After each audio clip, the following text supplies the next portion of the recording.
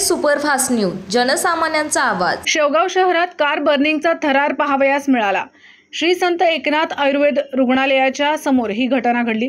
शेवगाव शहरात खंडोबा नगर परिसरात असणाऱ्या श्री संत एकनाथ आयुर्वेद रुग्णालयाच्या समोर आज गुरुवारी सायंकाळी 6 वाजण्याच्या दरम्यान एका चालत्या मारुती सुझुकी LPG गॅस कारने अचानक पेट घेतला। सदर कार पेटल्याचे लक्षात येताच त्यातील प्रवासी वाहन बंद करून खाली उतरले आणि त्यांनी तेथून पळ काढला। कार पेटल्याने त्यातून अग्निज्वाला बाहेर पडत असल्याने त्यास विझवण्याची कोणी धाडस केले नाही।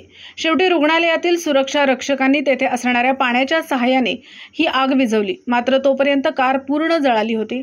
सध्या वाढलेल्या तापमानामुळे या कारने पेट घेतला असावा असा अंदाज आहे।